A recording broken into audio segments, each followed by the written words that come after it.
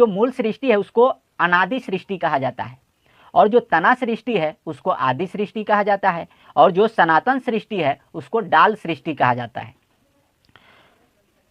अनादि ब्रह्म निरक्षर ब्रह्म का 88,000 द्वीप में सतपुरुष का सृष्टि है। तो जो अनादि ब्रह्म का है, निरक्षर ब्रह्म का सृष्टि, वह 88,000 द्वीप में सृष्टि है, जो अनादि सृष्टि है। उसके बाद आदि पुरुष, पर ब्रह्म या अक्षर ब्रह्म या तत् ब्रह्म, उसी को कहा जाता है, 16 द्वीप में तत्पुरुष का सृष्टि है। तो जो आदि पुरुष, जो तना वाला ब्रह्म है, उनका 16 द्वीप में सृष्टि है।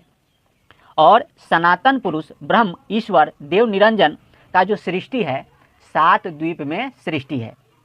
तो सनातन पुरुष जो ब्रह्म डाल वाले कहा गया है शास्त्रों में, उनका 7 द्वीप में सृष्टि है।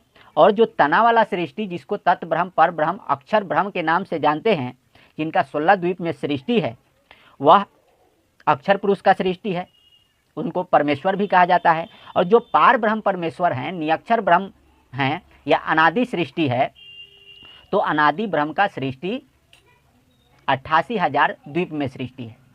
तो इसी को अनादि ब्रह्म, आदि ब्रह्म और सनातन ब्रह्म के नाम से हम लोग जानते हैं।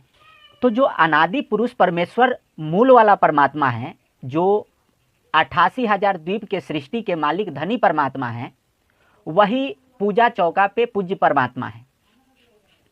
तो वही मूल परमात्मा जो है, उनके पूजा के लिए शास्त्रों में बताया गया है, सारे शास्त्रों में, जिसको कबीर साहब कहते हैं, यह कल युग आयो अबे, सतपुरुष न पूजे कोई, कामी क्रोधी मस्करा तिनकी पूजा होई।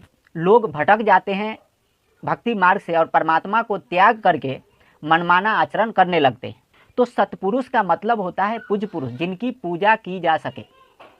तो पूजा का मतलब ये नहीं होता है कि सब घर बार सब कुछ त्याग करके और उसी में लग जाना।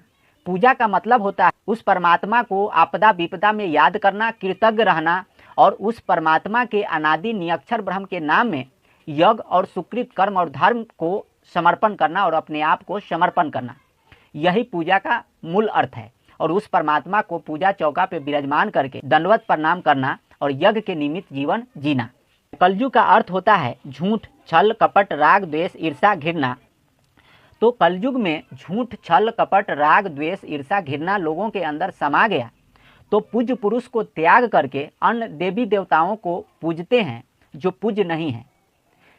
श्रीमद् भागवत गीता अध्याय 15 के श्लोक 1 से 4 में बताया गया है कि उस अनादि ब्रह्म को खोजना चाहिए और खोज करके उसी मूल परमात्मा की पूजा करनी चाहिए।